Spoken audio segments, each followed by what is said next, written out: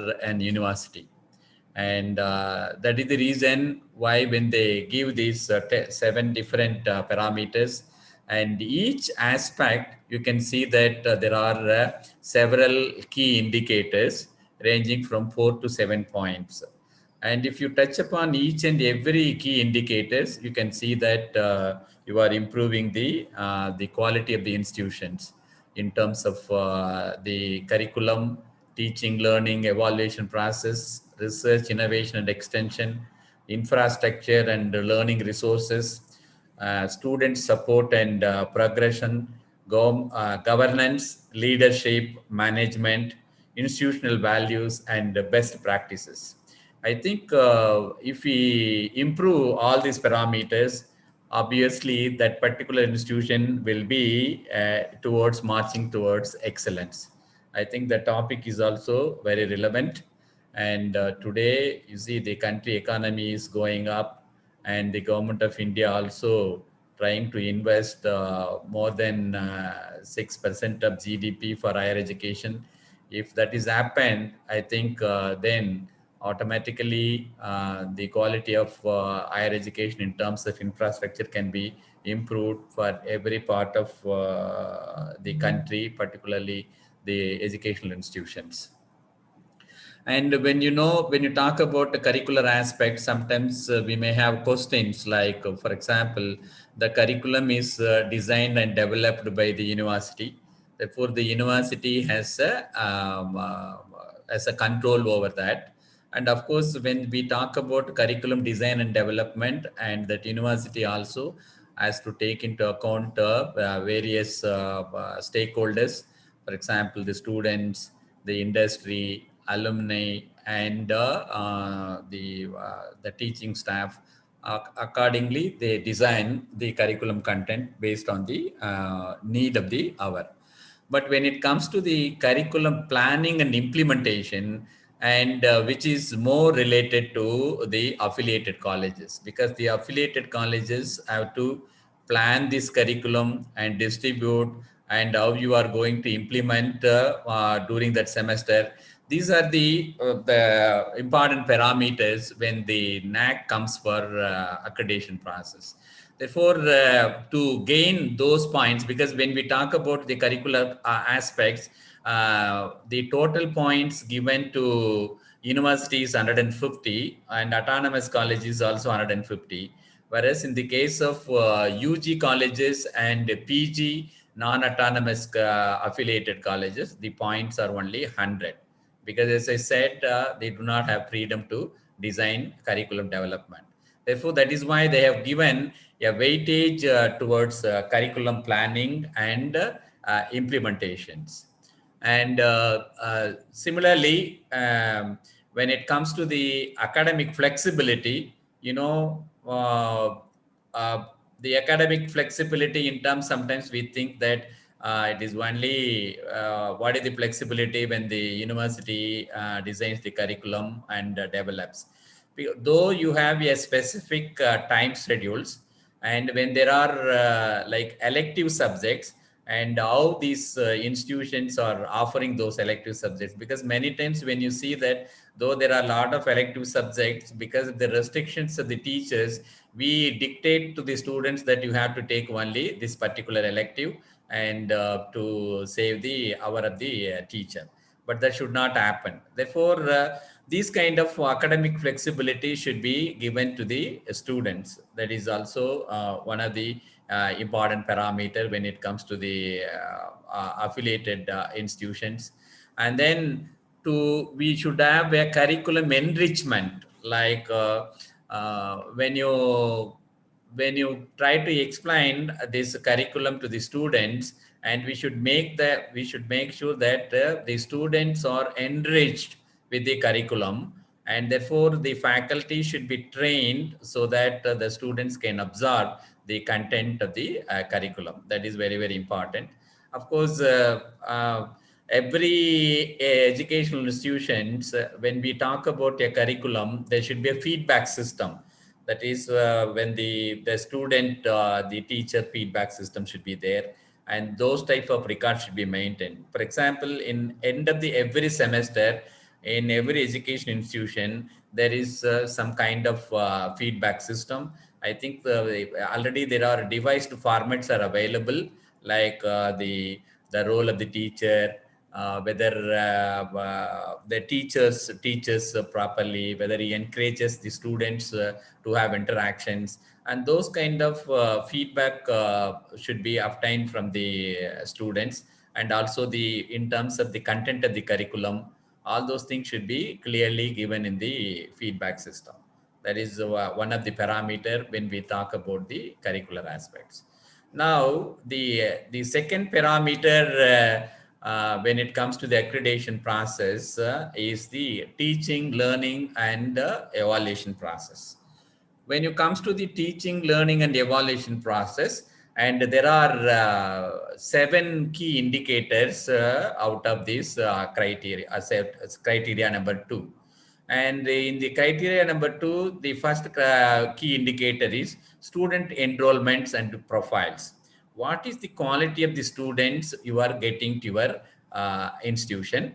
And also whether there is a the gender equality is there, and whether you encourage the other state students, whether you encourage more number of people who are socially disadvantaged. And these kind of parameters will play a major role when it comes to the your grading for the student enrollment and profile. Because, for example, your sanction strength is 45 and your student intake is only 25, then obviously, and you can see that the students are not interested to come and study your institution. Therefore, wherein you will lose the marks. Therefore, as long as you maintain the sanction strength and the intake closer, then that particular parameter will have a good weightage. And catering to the student diversity, okay, and that is what I mentioned, like the students should come from various places. That diversity should be encouraged. And that is the reason when it comes to the teaching, learning, evaluation process, the student enrollment profile has given 40 points, and for diversity it is given 50 points, whereas for the university it is only 20 point, and enrollment is only 10 points. Because when it is a university, anyway the students will come and study there.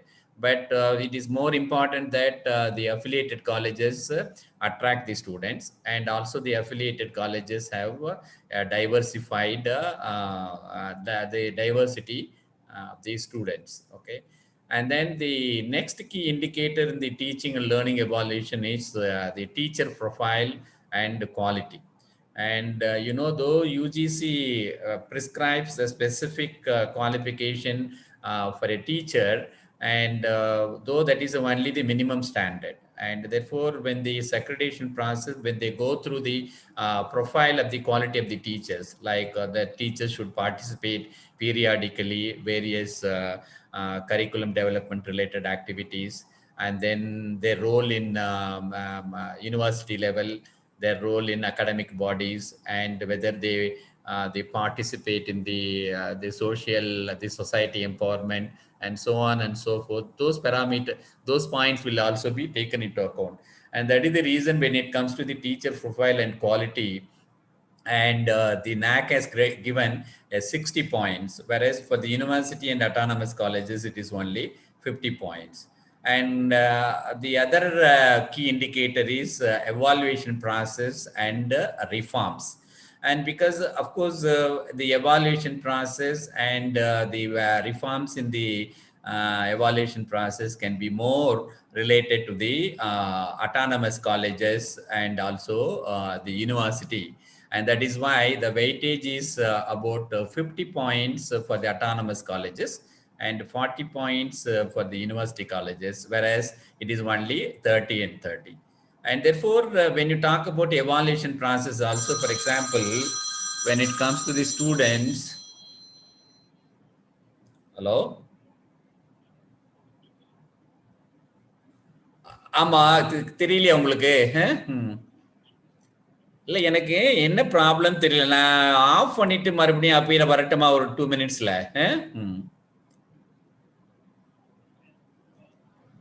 இல்ல இல்ல எனக்கு உங்களுடைய audio கேட்க மாட்டேங்குது. ஏன் கேட்கலன்னு தெரியல எனக்கு. ஒரு 2 minutes I'll come back. Okay. Okay. Okay.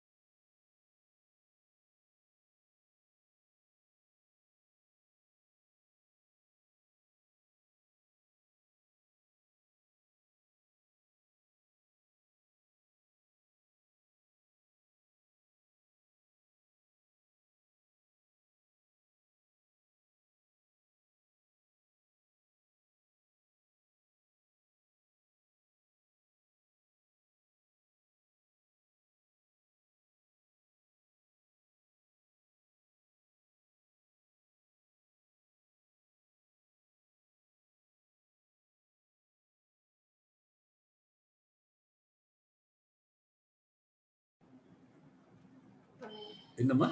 இல்ல அன்மியூட்ல இருந்து. எங்க இருந்து அன்மியூட்ல? இல்ல ஆடியோ. இப்ப பேசுனா கேக்குது. இல்லையே கேட்கலையே. இவங்க கேக்குது. ஹலோ? ஹலோ? ஹலோ? எனக்கு கேட்கல என்னுடைய audio.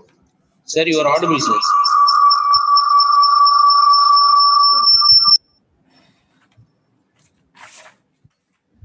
Hello? Hello? Sir, yes, sir, you are audible. N voice எனக்கு கேட்க மாட்டேங்குது இல்ல. I am supposed to hear my voice.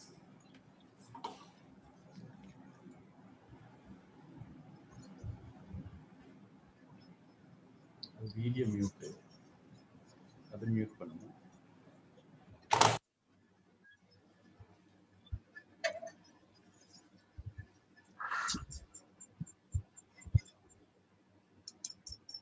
இல்ல அதனால நான் பேசுறது எனக்கு கேட்டாதான் நான் அவங்களுக்கு கேக்குதான்னு எனக்கு தெரியும்.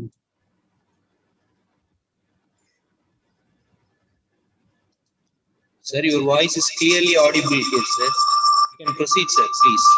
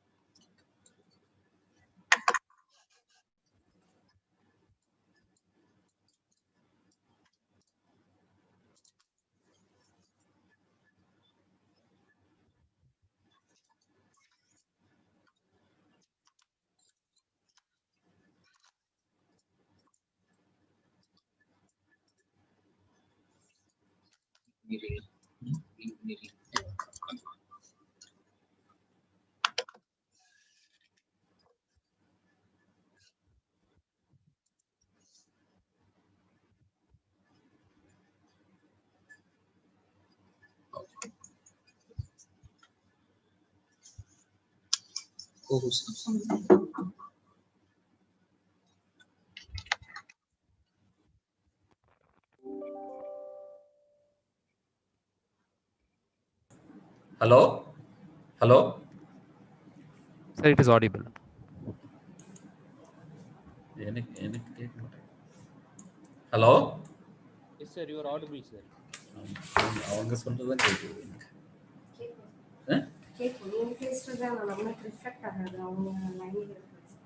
இல்ல பட் எனக்கும் ஸ்பீக்கர்ல கேட்கணும்ல, அப்பதான் நான் பேசுறேன்னா இல்லையான்னு தெரியும்.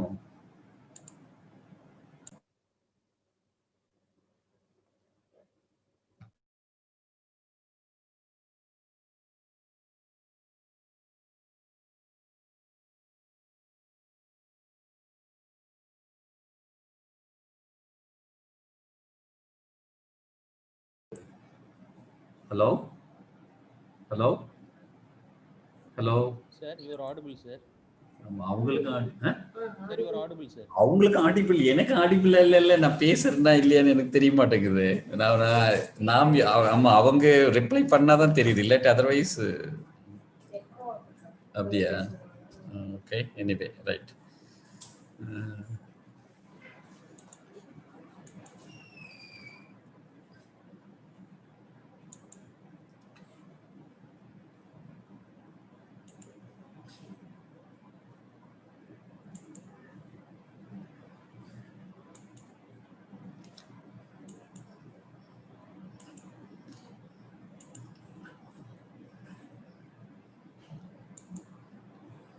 என்னுடைய பவர் பாயிண்ட் ஷேர் பண்ணட்டுமா நானு?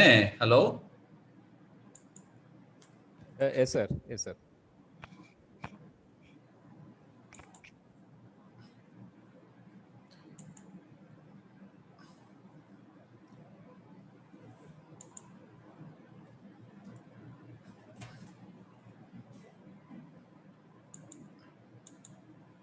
இப்ப ஷேர் ஆகுதா என்ன என்னுடைய window?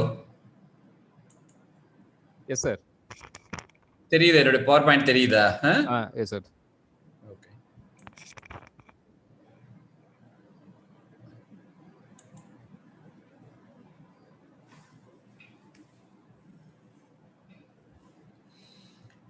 Yeah, this is just I am showing an example of the slides which we have prepared during my stay in Tirunelveli. And yeah, when it comes to the curricular design and development, I think that we have briefly touched upon. And now it is teaching, learning, and evaluation process. And you see, when it comes to the teaching and learning evaluation process, the weightages should be given for various key points, like student enrollment, what kind of students are admitted, whether they are male or female, and what is the demand ratio. And these kind of parameters are very, very important. Therefore, whenever we look into this teaching, learning, evaluation process, the profile of the students also play a role when it comes to the score for accreditation. And similarly, when it comes to for the catering to the student diversity, whether you have the socially and economically backward student, not only the gender disparity, and they expect that there is also no disparity with respect to the various category of students. Therefore, different category of students should be encouraged to enroll into our education system. Okay. And then when it comes to the learning process and what kind of learning we are giving to the students, like whether it's a stereotype blackboard kind of exam teaching, or whether you use any video lectures, whether you make use of the Swayam, because today, in the Swayam portal, there are various courses are being uploaded, and whether you make use of such programs, whether you use a PowerPoint presentation, whether you use a three-dimensional video presentation for the scientific content, and those kind of things is also very important when it comes to the teaching learning process. Whether we encourage the students to go for field visit, and then student seminars and discussions, the kind of what is that?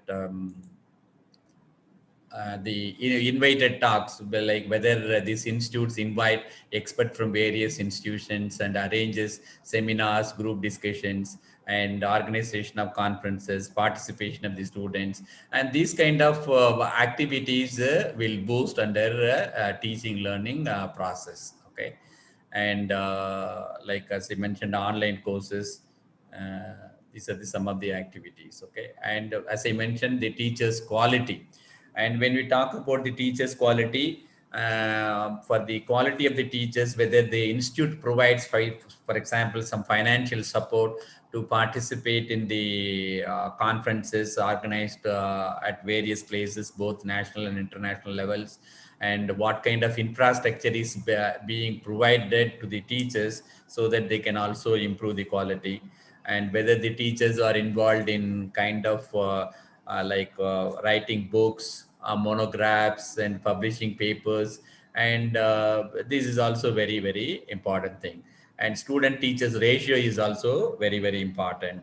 And you have to keep such a way that the student teachers ratio is as per the requirement of UGC. For example, 10 is to 1, because normally it is 15 is to 1. Okay. And though the higher education policy says we should have a 10 is to 1. Okay. And then evaluation process, reformations, and transparency in evaluation process. And these kind of things also should be taken into account. For example, whether you conduct examinations for, because sometimes we say that the NSS people are involved, NCC are involved, but whether there are documentary evidences for such activities, that should be kept properly, so that when the accreditation teams comes, they value this process. Okay. And like, of course, when it comes to the evaluation process, with respect to the affiliated colleges, you can't do much with respect to the internal and external marks and all those things. But you can always give where is poorly performing student, bright students, whether the students are given mentorship. If, for example, if we every teacher, every 20 for a batch of 20 students, if one teacher is identified, the teacher can act as a mentor. The mentoring not only in terms of the education process in the classroom activity, but also the student should have an access to the mentor in terms of they should be available over phone, and whatever problems they face, they could be discussed with these mentors. And these kind of system in the educational institution will get a weightage.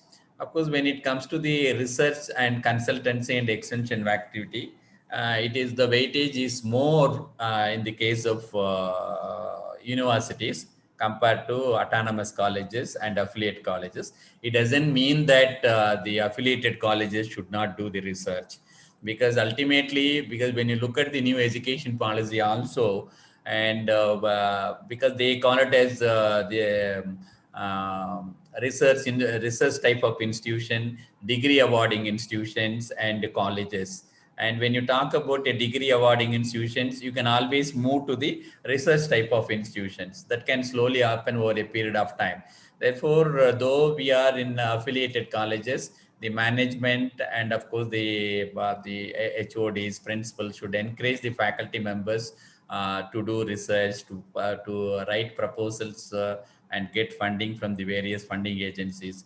Because as you know, nowadays funding is available through Department of Science and Technology. There are various schemes when you look into the website of Department of Science and Technology. Similarly, UGC also gives the grants, even Tamil Nadu State Council, and even the international grants also available. Even if you check the website of European Commission, and you can see that the bilateral programs between the countries.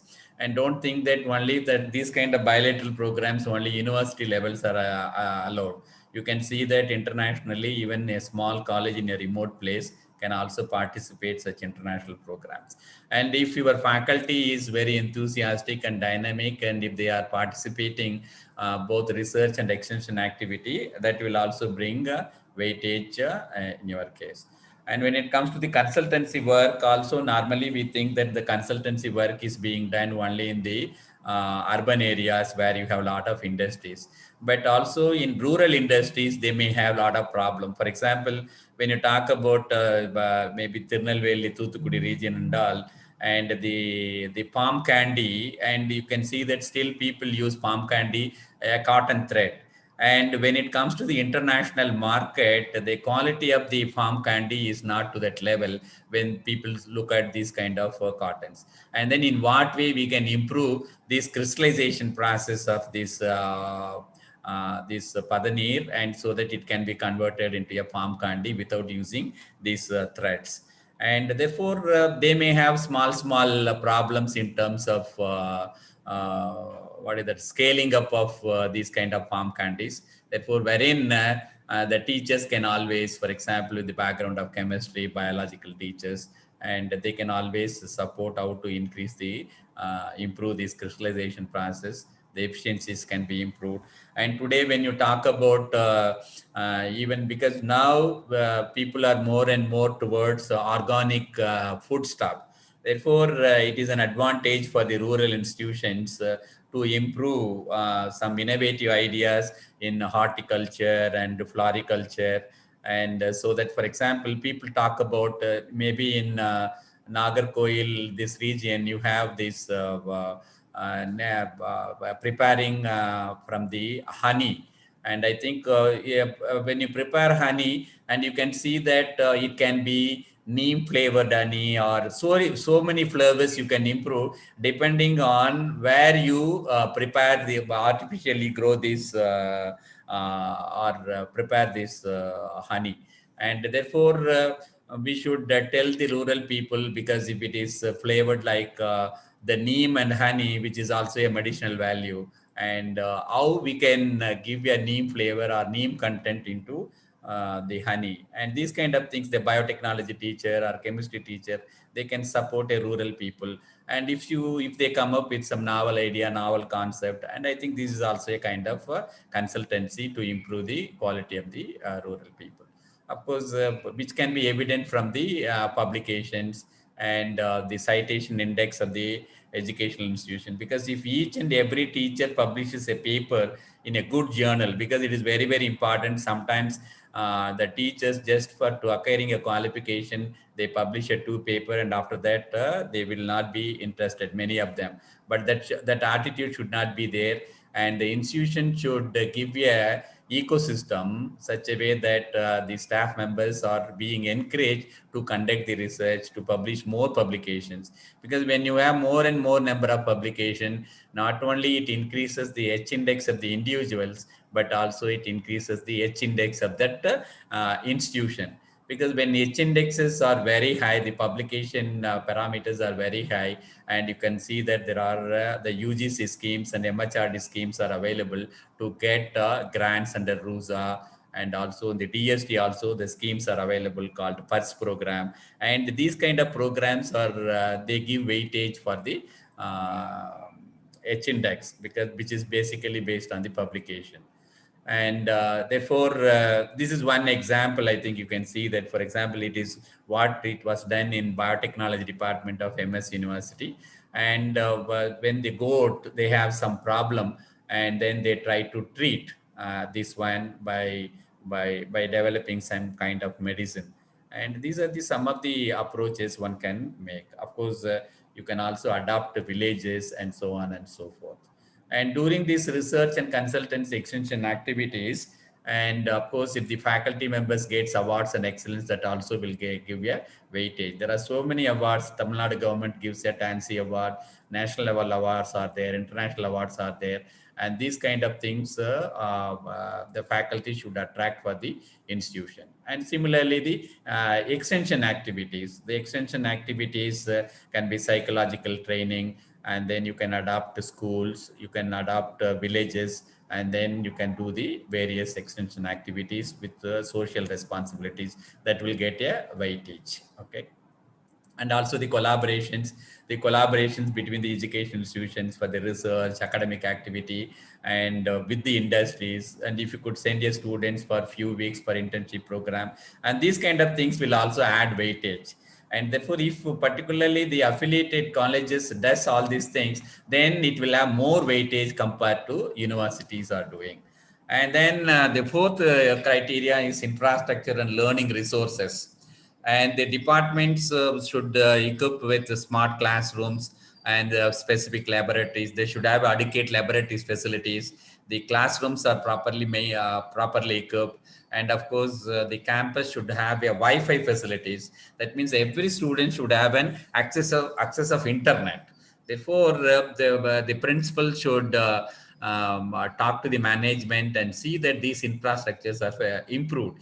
Because if the infrastructures are not improved, if the institutions are not developed to the expectations of the students, and we cannot attract the students, that is very, very important. Because without any publicity to using your own alumni and your own past students, and the word of mouth can reach to each and every corner of the house, and so that the students will automatically come and knock your door. And that will happen only when you have a adequate infrastructure, learning, and also the learning resources. The library should be properly equipped, and now you can link your library with other libraries also. These kind of programs are available with the university library, with UGC, so on and so forth, so that you can have these infrastructure facilities can be improved. Okay, and laboratories should be adequately improved. It's not only the UG PG labs, but you should also think of establishing the research labs in the educational institutions. And of course, the hostel facilities, and suppose, for example, if it is a remote place, the education institution is in a remote place, and what kind of transportation facility the institute provides, whether the faculty members are having the quarters facilities, and these kind of things will also matters. And also coming to the power, because it is important that the educational institutions have 24/7 power supply, at least during the working hours. And therefore, whether you have adequately equipped with non-conventional energy resources. For example, you may have the rooftop of the building. The buildings of the rooftop can be equipped with solar panels, and so therefore some kind of power can be augmented uh, for the main system.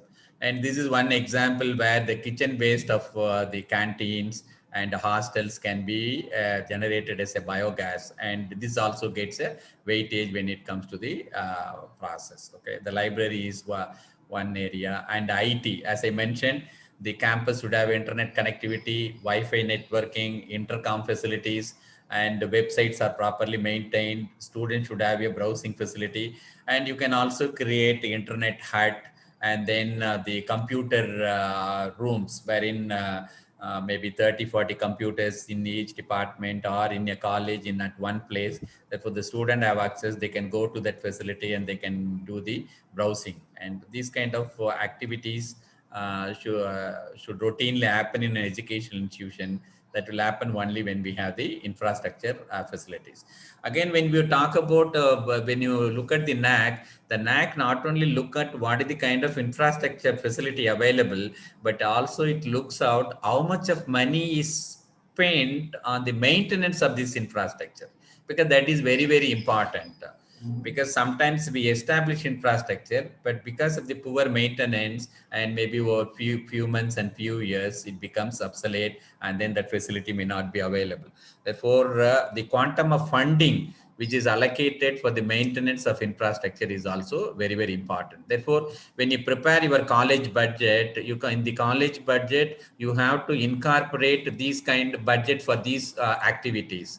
But not only for the developing activities or procurement of new kinds of equipments and infrastructure building, but also there should be an adequate funding for the maintenance of these infrastructure facilities. Okay.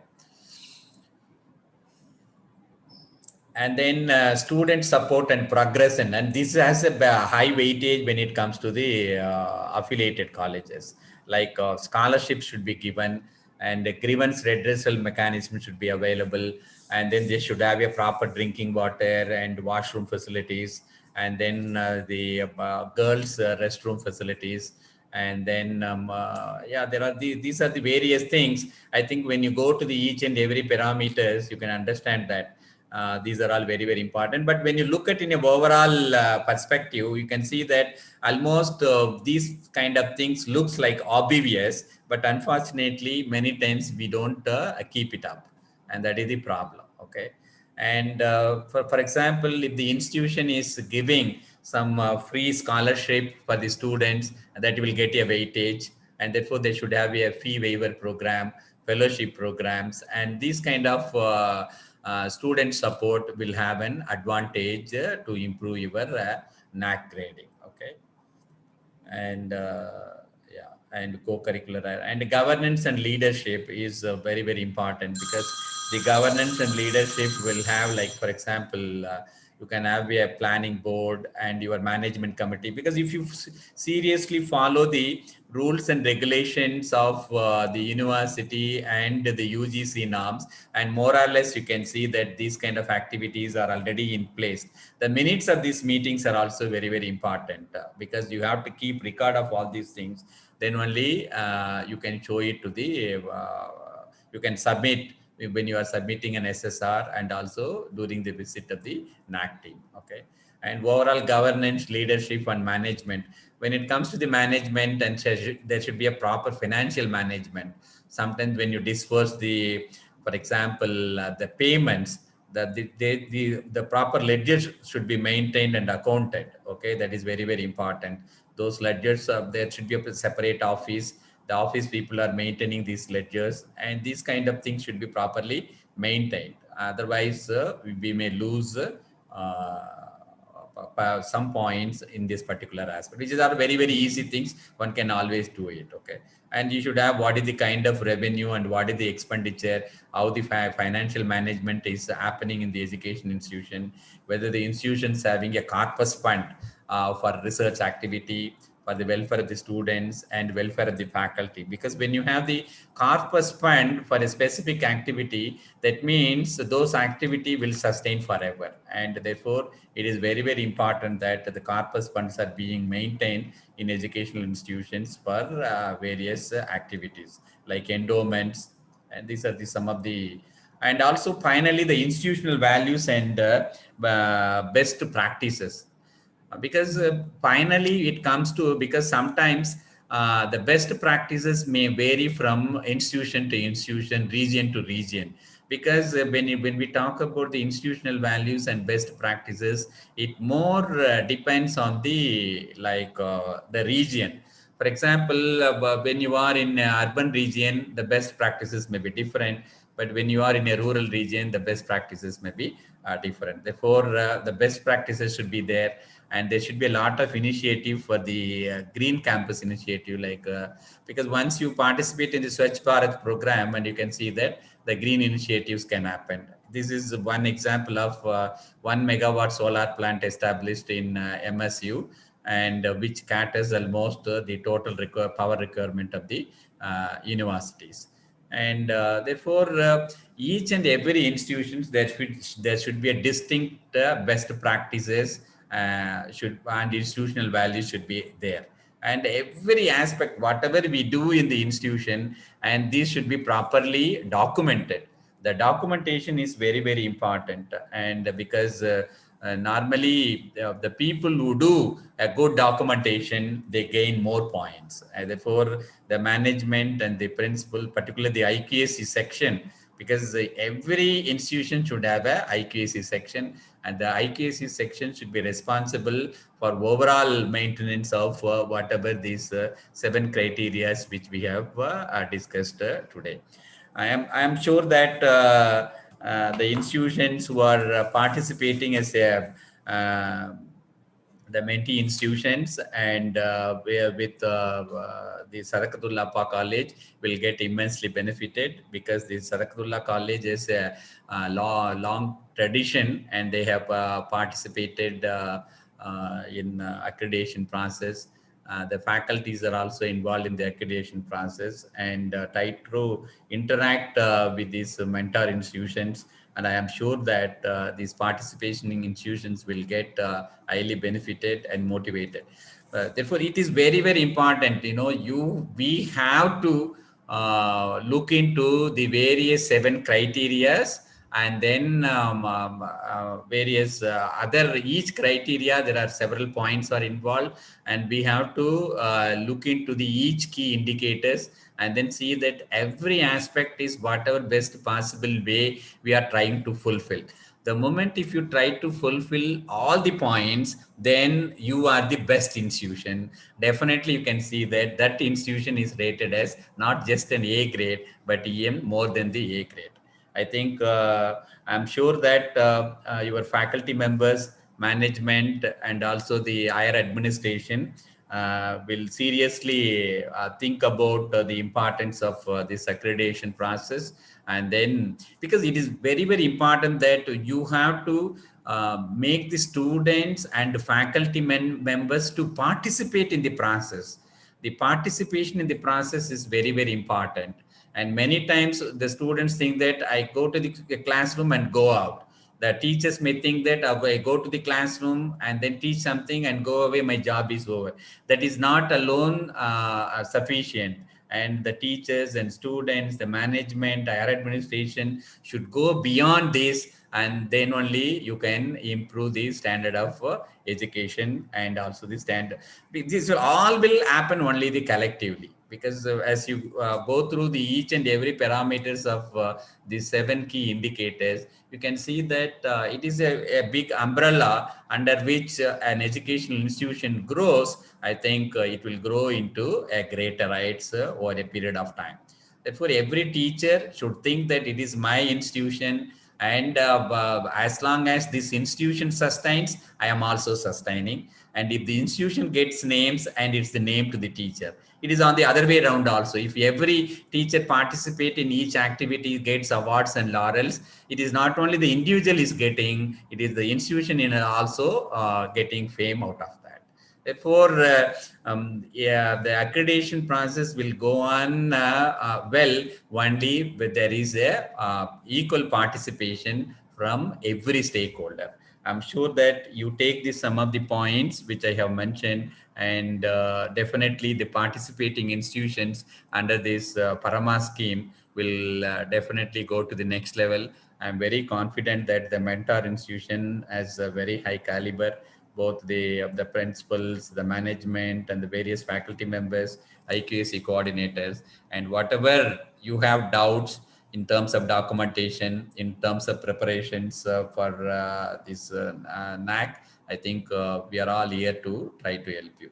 And with these few words, I would like to stop here. Thank you very much for listening to me. Thank you.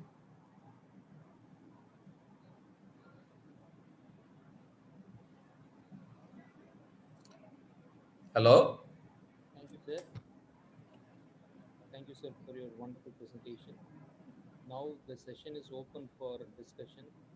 The participants and the dignitaries from the mentee institutions may clarify their doubts with the accreditation ambassador of the UGC Parama scheme of our college. Now the session is open for discussion. Participants from the mentee institutions may ask questions to the resource person, please. 10 minutes is allotted for that.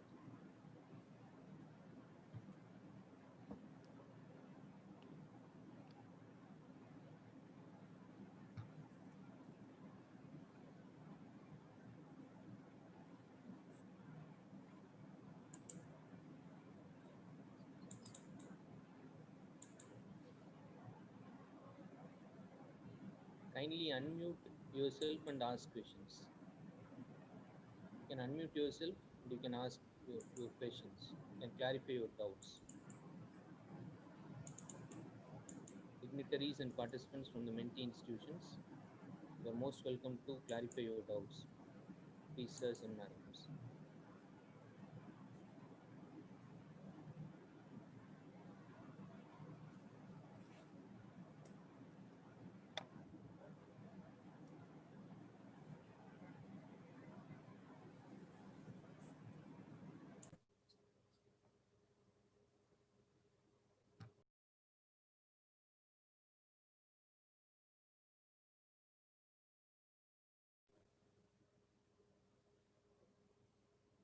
You can also clarify your doubts through the chat box.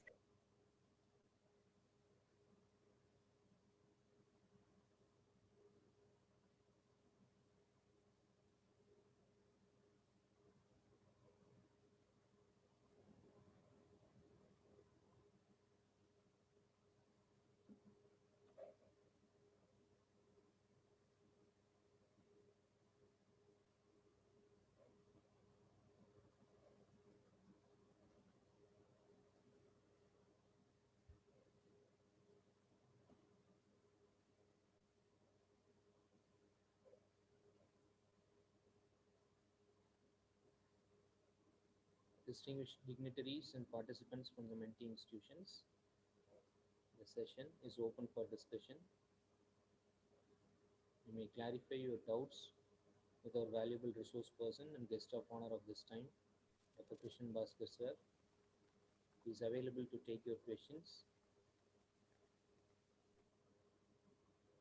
You can clarify your doubts either through unmuting yourself or through the chat box.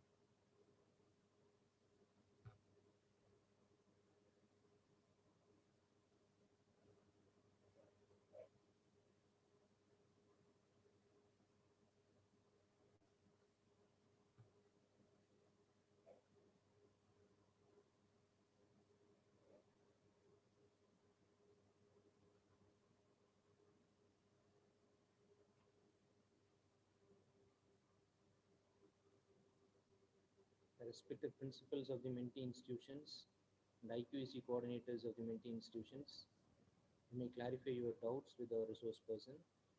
The session is now open for discussion. Please come forward and clarify your doubts.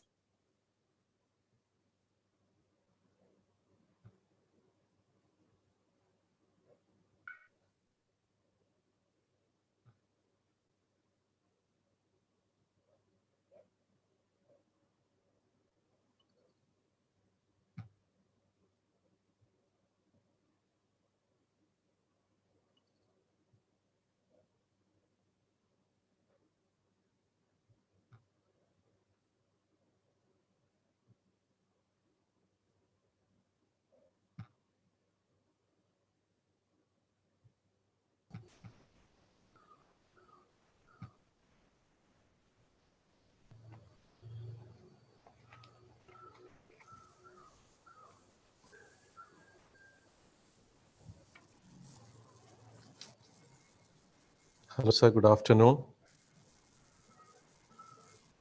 Hello, sir. Good afternoon. Isaiah from San Alfonso College of Arts and Science.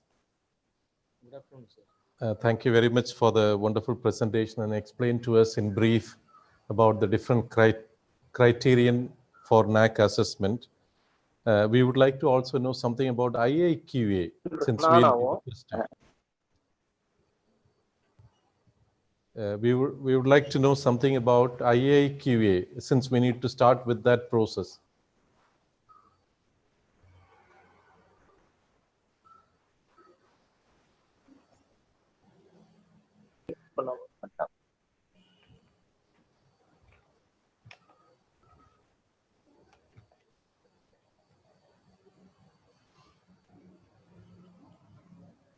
Sir, thank you for your question, sir. In the following session by the coordinator of IQAC of our college, the IAQA or LOI, formerly known as LOI, letter of intent, will be thoroughly discussed. In the following session, it will be discussed thoroughly. Okay, thank you. Any more questions? Any other questions?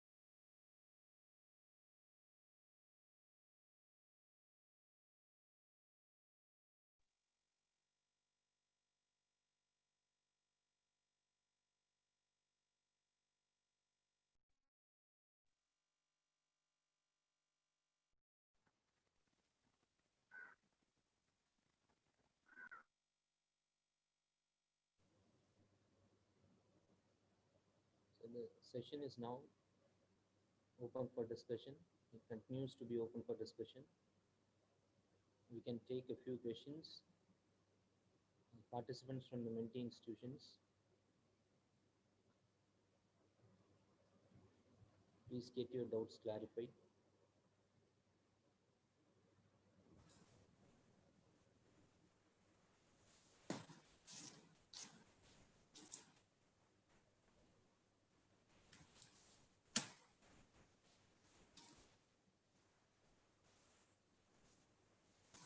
Hello. Hello, good evening. Hello. Good afternoon. Thank you very much for arranging this program. It's very useful to us, especially colleges going for this accreditation process. Now, I would like to know the kind of emphasis or the place that is given to this NAC in the new education policy. Will it be the same importance be given to NAC in the new education policy? I would just like to know. Thank you.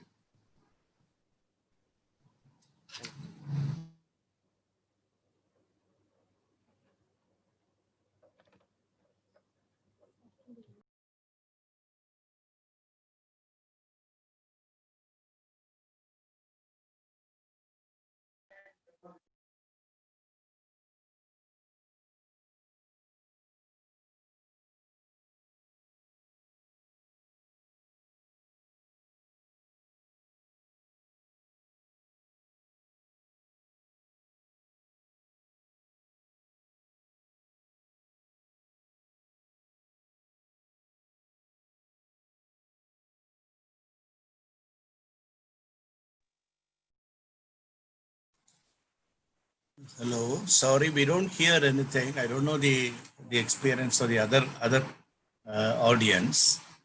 So the We don't hear anything. Somebody monitoring everything centrally would like to know. The accreditation ambassador has left the meeting for a while now. He will be back in a few minutes. The following session will be taken care by the IPSC coordinator of our college. After that, the accreditation ambassador will join us and he will answer your questions. Thank you. Thank you very much, sir. We'll wait.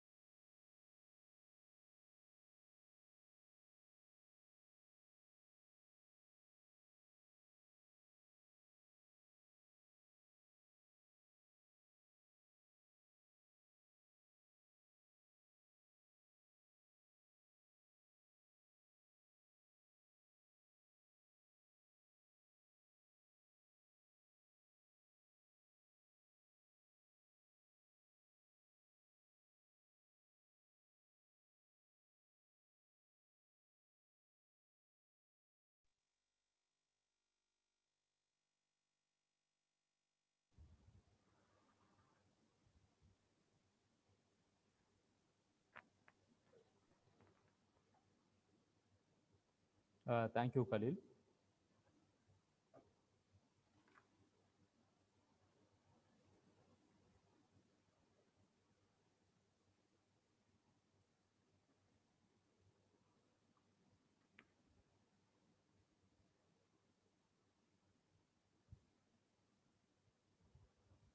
Respected Principal,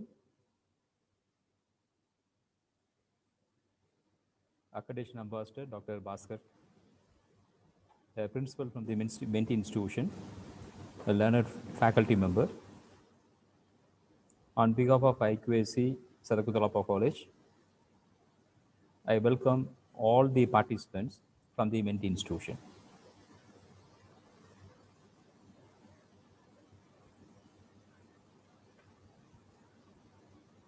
Whether the slide is visible to you?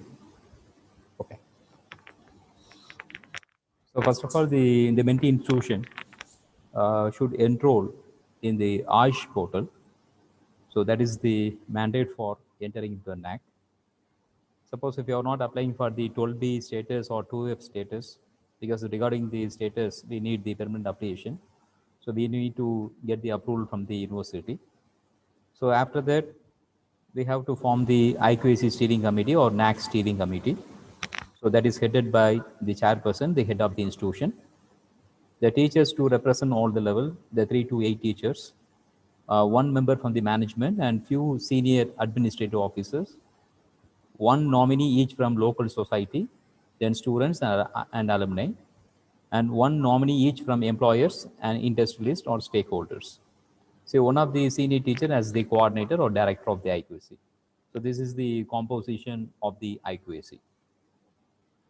Then you have to form different committees, especially the well-known committee, admission committee, then examination committee, then finance committee, then planning and monitoring committee, as per the UGC or NAG or MS University guideline or the government of Tamil Nadu.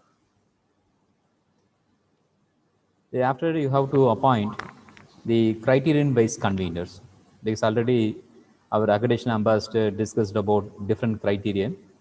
So regarding the criterion 1, curricular aspect, the 2, the teaching, learning and evaluation, and 3, the research, innovation and extension, and the 4, infrastructure and learning resources, and the 5th one, the student support and progression, the 6th one, governance, leadership and management, and the last one, institutional values and best practices.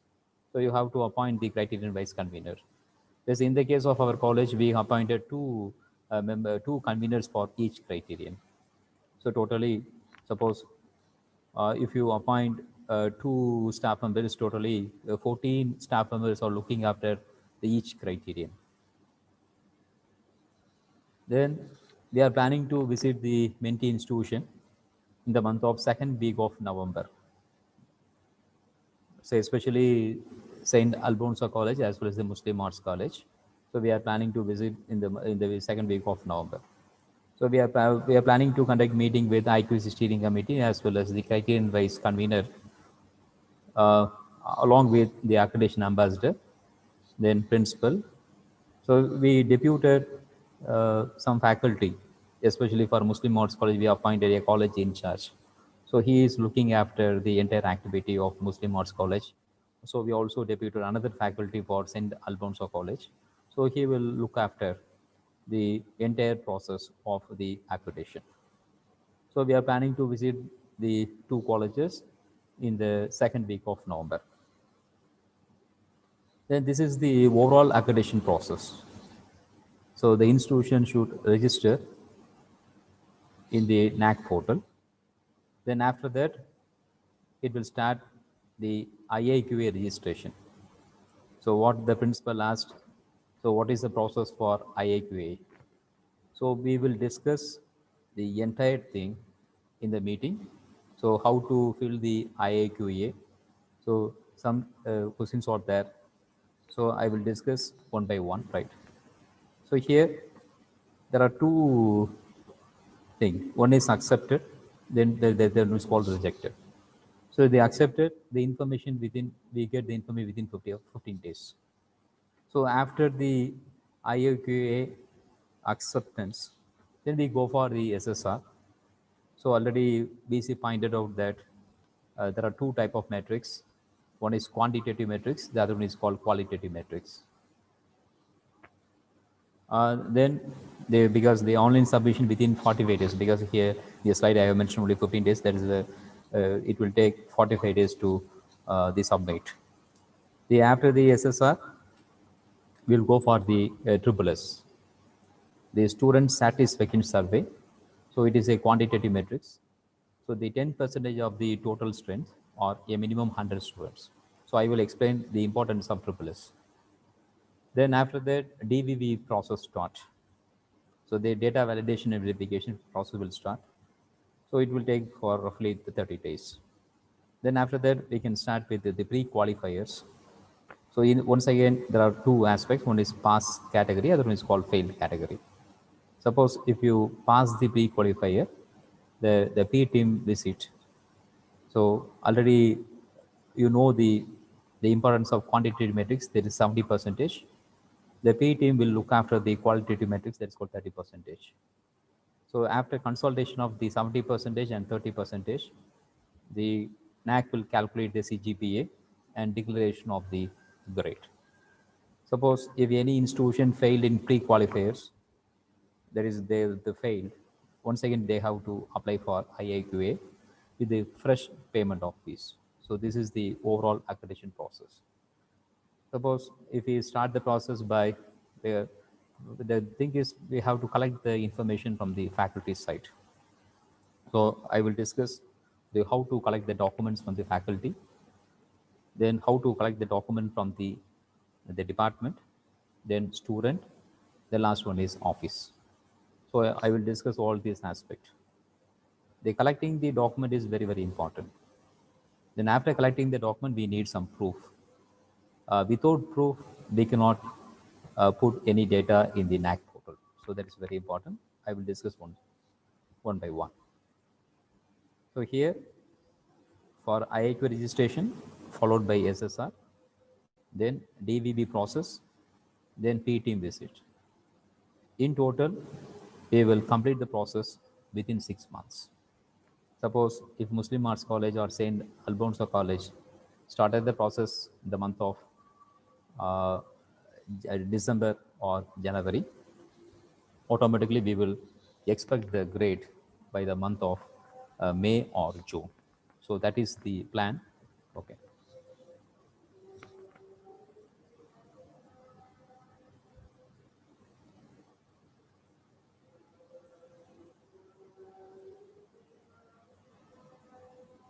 So regarding the profile of the institution, so when we visit the college by the second week of the November, the mentee institution should prepare these documents.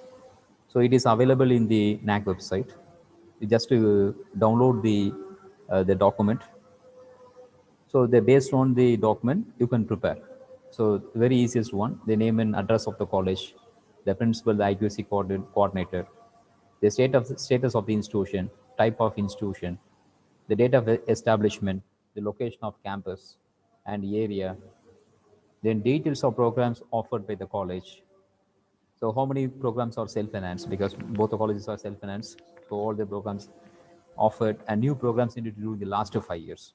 Okay, here I want to mention the last 5 years means if you go for accreditation in this academic year 2021.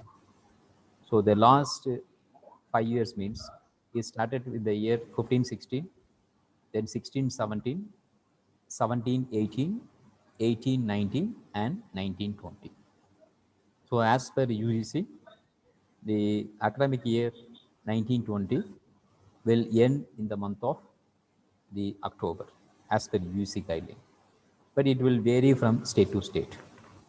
So based on that, our Tamil Nadu government will give in which month the 1920 academic year will complete. So based on that, we will put the information in the 1920.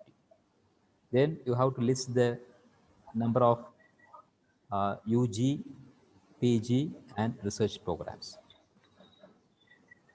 Then the other important thing is number of teaching and non-teaching position in the institution. So you fix some deadline, the 31st October. So based on that, you have prepared how many teaching staff are there and how many non-teaching staff are working in the institution. So you have to also indicate the qualification of the teaching staff. So how many are associate professor and how many are assistant professor? Is there any visiting faculty or guest faculty engaged with the college?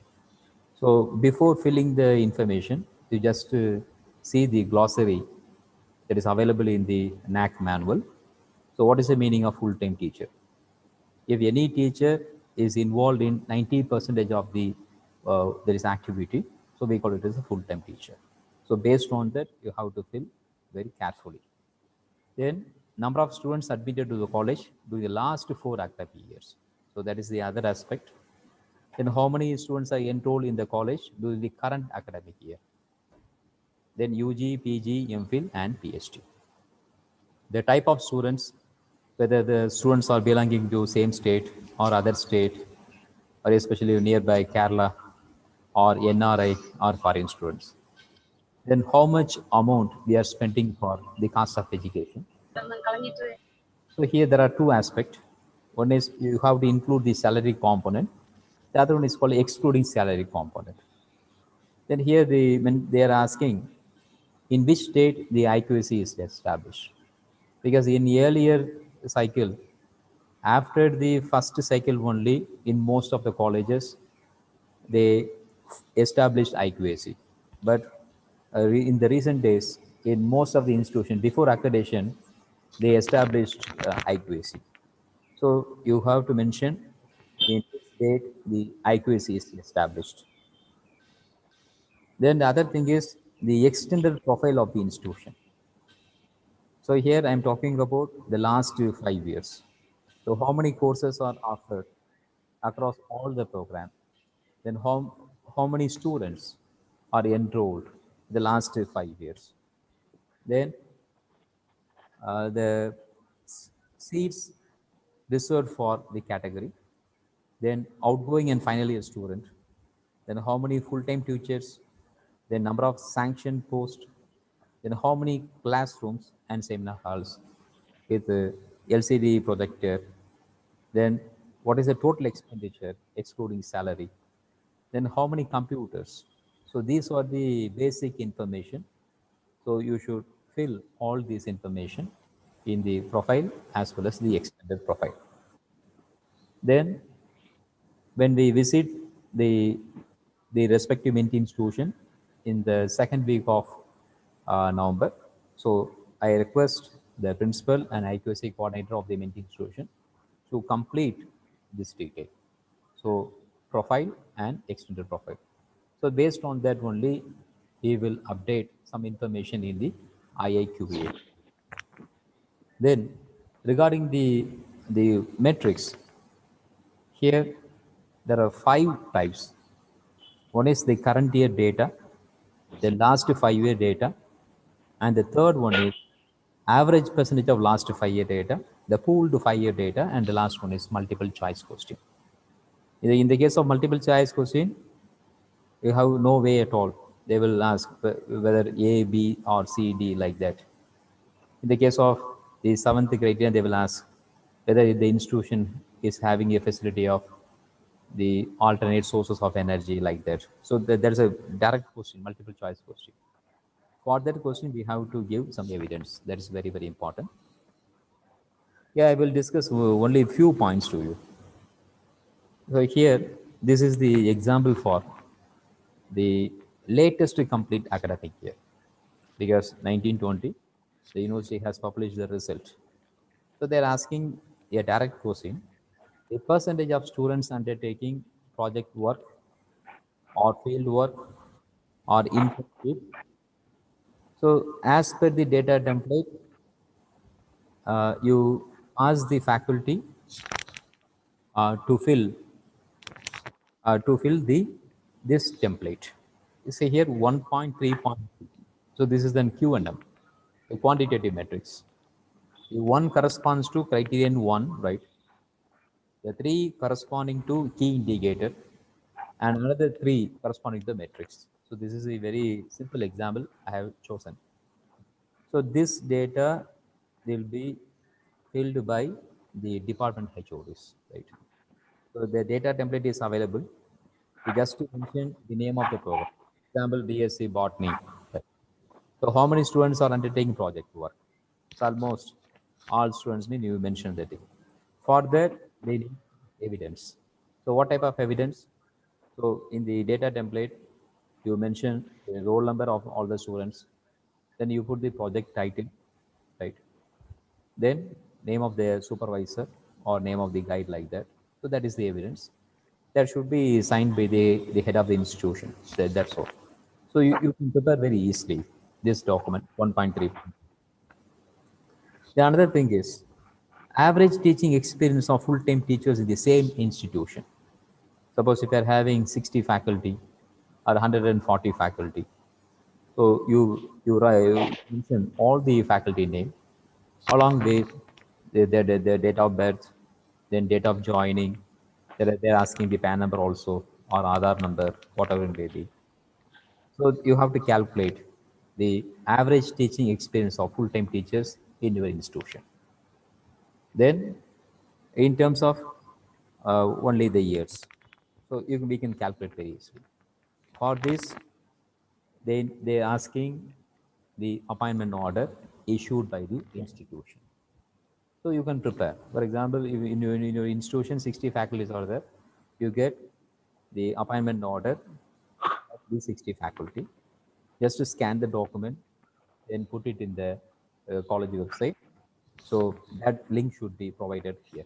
So that is the 2.4.3. So regarding 2.7.1, so this is the new key indicator introduced by the NAC. There is an online student satisfaction survey regarding teaching learning process of about the 20 percentage. So here the thing is, uh, you should give training for preparing, because you are creating some Excel file, right? So you are mentioning the name of the student, then roll number, then you have to provide the mail ID of the student, then the mobile number also. They're asking some details as per the format. So you send the student satisfaction survey form to the NAC. So the NAC in turn will send the document to the respective students through the mail. They're asking 21 questions, right? So based on that, the student will reply, right? The student will reply. Then they will. So you should give some training for the students, especially for the student satisfaction survey. So it carries 60 weightage. At least you can give a, a mock program for the student satisfaction survey, especially to the students. Then the other question is, because I'm taking very few examples only, few metrics only. How many class or how many seminar hall are having the facility of ICT enabled facilities such as smart class or LMS? So nowadays, almost in a university, in Tamil Nadu or in the entire India, almost all the teachers are taking only the online classes. Right? First of all, because earlier we are taking only offline mode. Almost the 10% of the teachers are taking the online classes with the help of the ICT enabled facilities. Then the thing is they're asking a LMS facility. So the learning management system. So in your campus or in your institution, if 70 classrooms are there, in 70 classrooms, how many classrooms are having LCD facilities? That is very important. That should be taken a photograph with the help of geotag. It is very important. So suppose in your one of the classroom, if you are having only LCD projector, means that should not be counted. The LCD facility along with Wi-Fi or LAN facility, that should be counted. That is very important. So you can prepare very easily this document. Suppose if you want to purchase, there is especially the LCD before the NAC visit, you can include that also. Then other thing is 4.2.4. I'm talking about how much percentage of teachers are using library daily. Then how much percentage of students are using the library daily. So the thing is, the library should have a register. So that should be scanned. That is very, very important. They're asking for the data for the latest complete academic year. That is 1920. So you have to upload last pages of access and register details. Then how you are computing. Then in some colleges, some universities, they are having a different system. There is no signature pattern at all. So with the help of the ID, they will enter into the library. So the system will monitor very easily.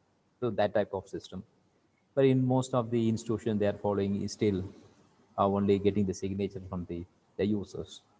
So you have to upload the last page of access and register details.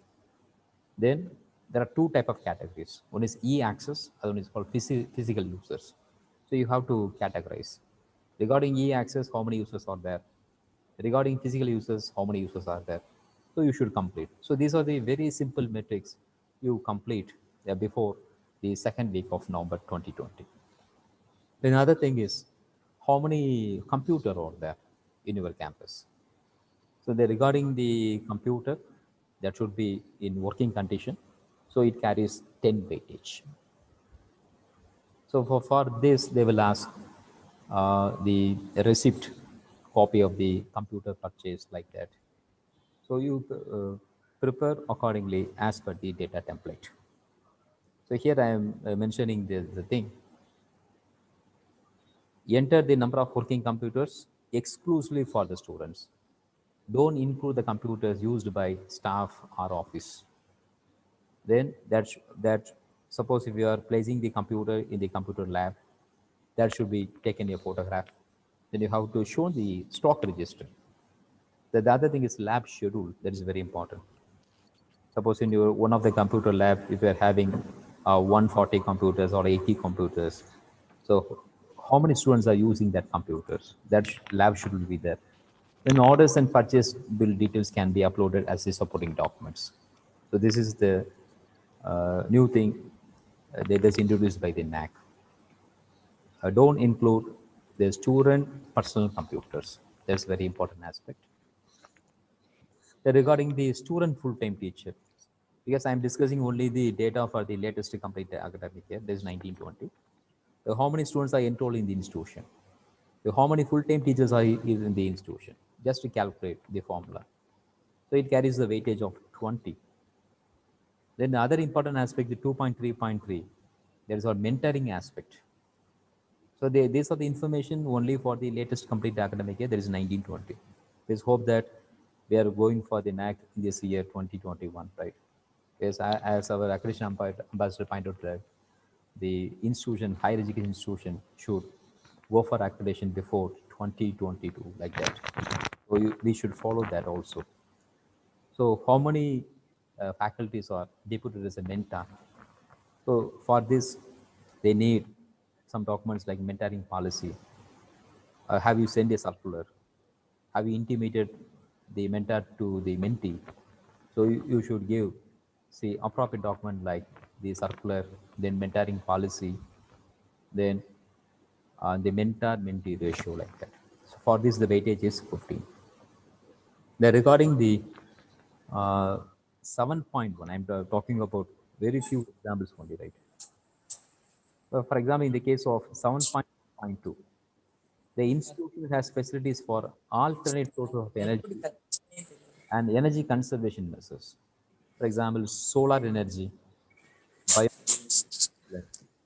wheeling to the grid, sensor-based energy conservation, use of LED bulb, power efficient equipment. So this is the multiple choice. So these are some examples for multiple choice. Suppose if the institution having solar energy, so if you're having use of LED bulb, so you are having two facilities. So you mentioned two facilities like that.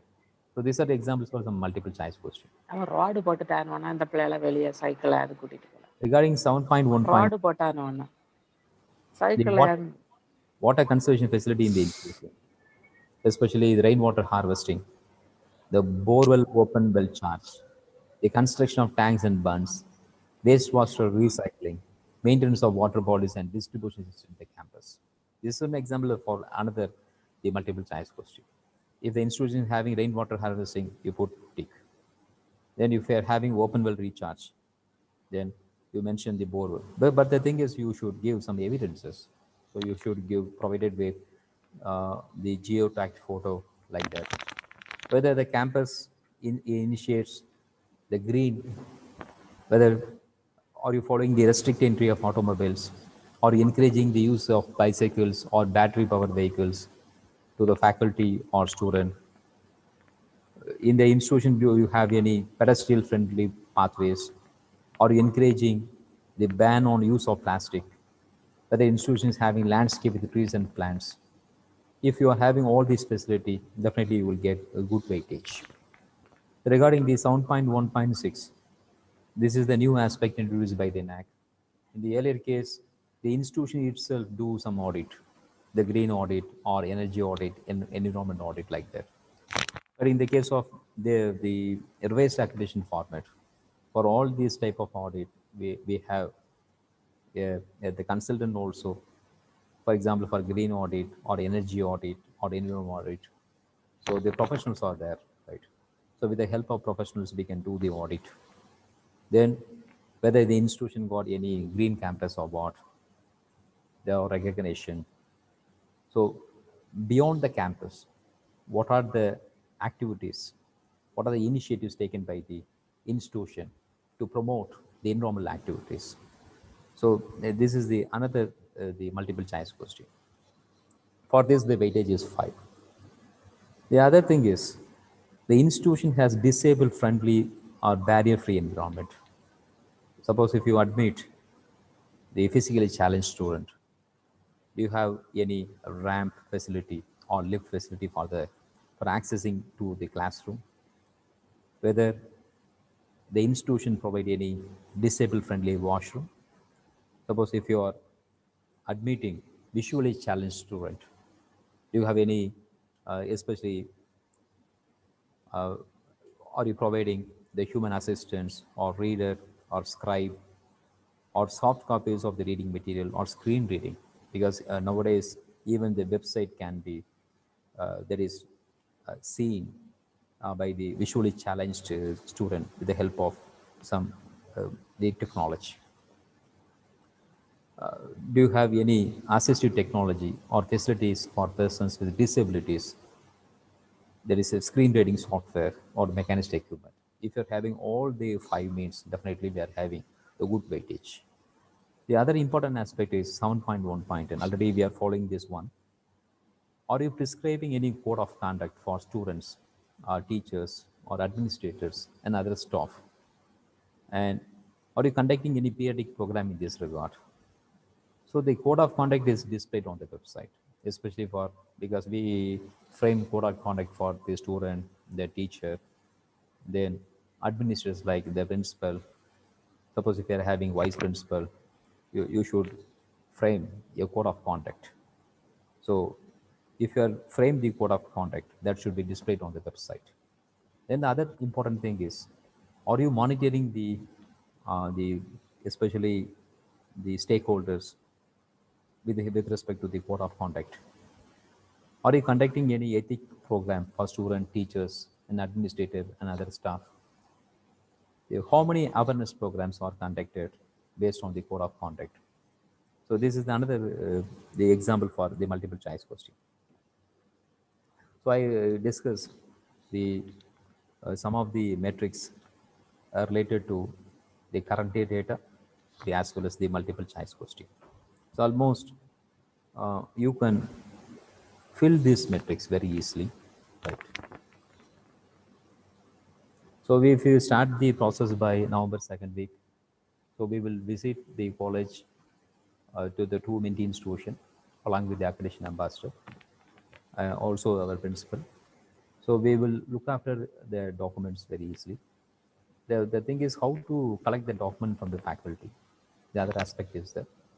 So if you are having personalized software or indigenous software, or if you are following the different methods, for example, regarding the faculty, they should provide some documents like the appointment order or the PhD degree certificate or net certificate, then the PAN card, then they should provide how many seminars attended, whether they organize seminar or conferences, whether they published papers, books. For that, you conduct some academic audit. So if you conduct an academic audit, definitely you will collect all the information. I've already pointed out that you should collect the information from the 1516 onwards. For the past 5 years, if you collect the document, that should be substantiated by the evidence also. if we start to collect the documents from November 2nd week onwards, we will end up the process by now December, right? So after that, we will work on the qualitative metrics. It will take another 2 months. Maybe we can start the process by with the mid of the February means we will complete the IAQA. If IAQA is accepted, we will start the filling the SSR within 45 days. Maybe we can expect the PA team visit in the month of the May or June. So this is the tentative plan, right? And this is the format for the student satisfaction survey. So here the thing is the 0 corresponds to the most negative. So it is having a 5-point scale. That is 0, 1, 2, 3, 4. The 4 corresponding to the most positive. It contains 21 questions. The 20 are objective. I already mentioned that you should give some training program for the students, how to fill the question. That's very important. The first aspect, it will discuss on specific teaching skills of the teachers like subject knowledge, then communication skill, whether the teachers are prepared for the class or they're using ICT tool for teaching. Then they are asking the overall approach of the teacher with respect to right environment, motivation, and interpersonal relationship, and also the feedback. Then after the triple S as well as the SSR, this process will start. Already I have shown uh, the, the, the overall picture about the NAC accreditation process. So here the DVB process. If the DVB process is complete, there are few options. No answer change. Then the DVB suggestion recommended. Then third one is higher education institution clarification accepted. They changed after clarification. So we should follow these 4 aspects. The no answer change means value provided by the institution in SSR is accepted after satisfactory supporting documents. Then DVB suggestion recommended. Suppose if you are giving some data, if it is deviated, suppose if you are giving supporting document, so if the supporting document is not satisfied, so the DVB suggests new value to metrics before clarification. So the thing is, the third one is the institution is given an opportunity to suffice the claim. This value can be a different value than that of the SSR. I want to mention very important point. Suppose if you applied for NIRF or AISH or the NAC, the number of students in all these portals should be same. This is very, very important. Suppose in NIRF you are mentioning 3,600. It's an example only. In NAC if you are mentioning 3,800 means, in the AISH you are mentioning 4,000 means the deviation. Because you are giving the detail to both NIRF as well as AISH. That the data should not mismatch. If it mismatch with the NIRF as well as AISH, that will affect your institution NAC score. That is very, very important. Before filling the form, see the form whether they have filled the correct data accordingly with the NIRF or AISH. Right? That is very, very important because the NIRF is based on only the 1 year information along with the previous 2 years, totally 3 years. But the NAC is focused on 5 years. Then the last one is the change after clarification. If the institution is not following the 3-1, so the DVB can provide one last value after clarification process. So this is the very important aspect. Even reputed institution, so failed in DVB. If you are failed in DVB, because they will give some time only for clarification. That's why before preparing the SSR or before starting the IAQA, you can complete some of the metrics. After completing the metrics only, you can go for IAQA. Don't rush up the things because very, very important. If you put the information, we cannot change. we cannot change, because I already mentioned the profile and external profile. That number should become the denominator in the, especially in the 5-year data, right? When we come to the college, when we visit, definitely I will share that information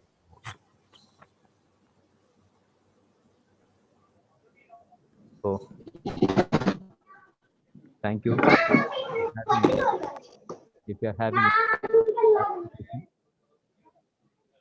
if you are having any clarification, thank you.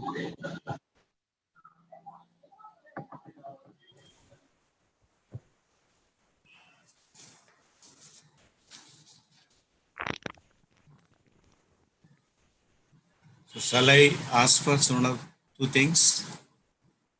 Hello, sir. Yes, sir. So it was a very good presentation. But we are in the basics. So we need some of the terms to be expanded.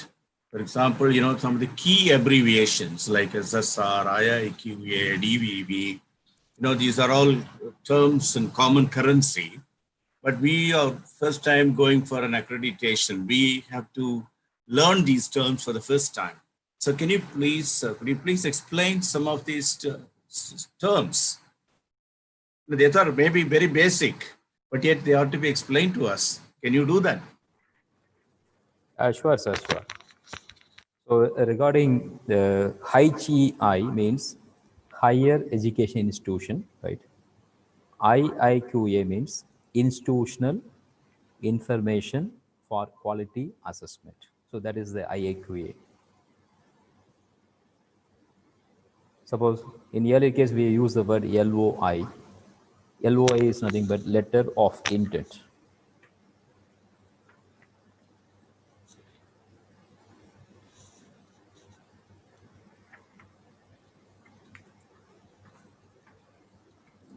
So in the case of IIQA, that is institutional information for quality assessment, they will ask some basic information only, because I have discussed in the slide, because I have mixed both the profile as well as the extended profile.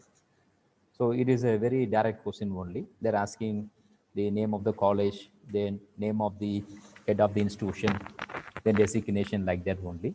So before filling the IAQA in most of the institution, they filled, they're they're they're preparing almost 50% of the SSR.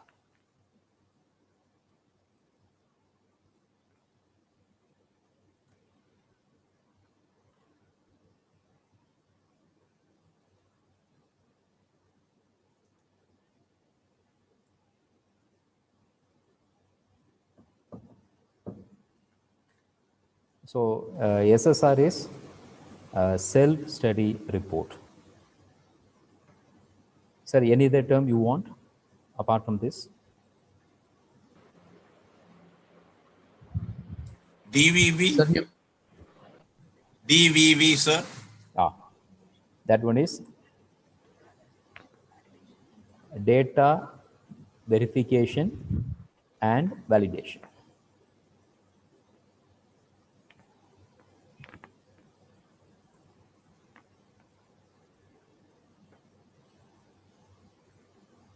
Sir, we will send the NAC manual to the participant, right?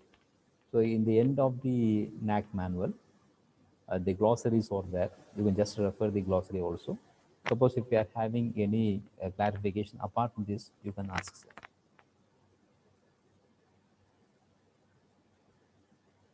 So regarding QLM, that one is called qualitative metrics. Regarding QNM, that one is called quantitative metrics. We will share the YouTube link for each criterion. So we will share the YouTube link to all the participants.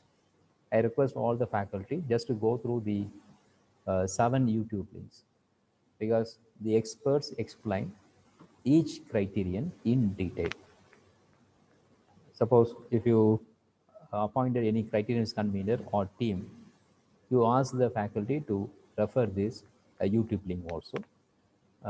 The experts explain in clearly. Sir, Sir. you told us that you would be visiting us. We are very happy to receive you. Yes, sir. So most welcome. Yeah, I'm from Muslim Arts College. You were telling us about the HEI registration process and also the glossary in the NAC manual about the definition or description of full-time teachers, guest faculty, and others. So where can we get it, sir? It's there in the NAC manual? Yes, sir. Yes, sir.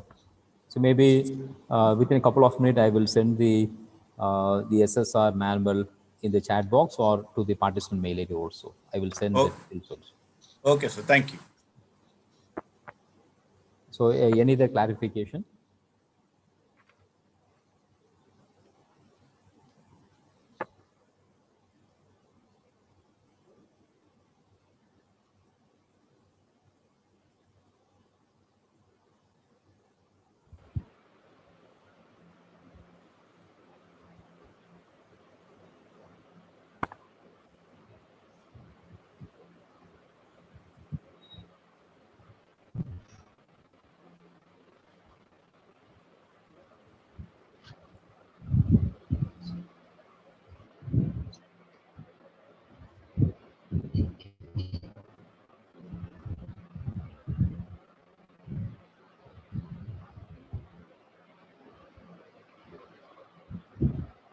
For the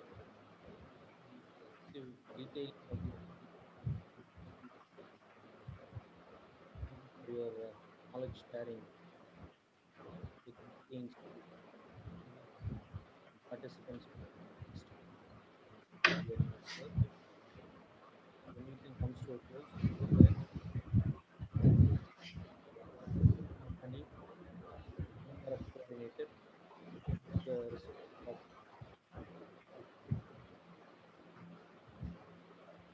In the name of the Almighty, the most gracious and the most merciful, I deem it a great privilege and pleasure to propose a word of thanks on this occasion. To begin with, I thank profusely Dr. Bhaskar, former Vice Chancellor and Manomanyan Sundaram University, and presently the Accreditation Ambassador, UGC Parama Scheme and Director, CTDT Anna University. I thank you, sir, for your detailing on the inputs which are essential for assessment by NAC. You very elaborately discuss the parameters and the inputs which are essential required from every institution for assessment by NAC. Thank you so much, sir. I thank our respected and beloved principal, Dr. Muhammad Sadiq, for his support to the IQAC and for also supporting the entire academic pursuits of our institution. Thank you so much, sir. I record my thankfulness to the IQAC coordinator, Dr. A. Syed Muhammad, who explained the preparation of institution profile, extended profile, and explained elaborately the quantitative metrics for select parameters, select criteria, and the students satisfaction survey, preparation of online student satisfaction survey. And he also explained the DBD process and everything. On behalf of the college management principal, I extend my thankfulness to the coordinator of IQAC, Dr. A. Syed Mohammed. Thank you, sir. It's my pleasure to thank Mr. S. Khalil Ahmed, Assistant Coordinator, who is extending his fullest cooperation and support to the IQAC and the steering committee for conducting the programs organized by the IQAC of our college. Thank you, Mr. Khalil. I thank Dr. S. Mahadevan, Dean of Arts, Dr. K. Hema, Member IQAC Steering Committee, Dr. H. Maideen Badshah, Deputy Warden Boys Hostel, Dr. J. Ubaidullah, Head Department of Arabic, Dr. I. Anthony Danish, the ISO Coordinator, Dr. Sayyid Ali Fatima, Coordinator, Online Coordination Committee, the principals of the mentee institutions, IQAC coordinators and assistant coordinators, and all the participants of the mentee institutions for having responded to our invitation and also for having graced this occasion with their presence. I thank all the participants once again. Thank you. Thank you, one and all.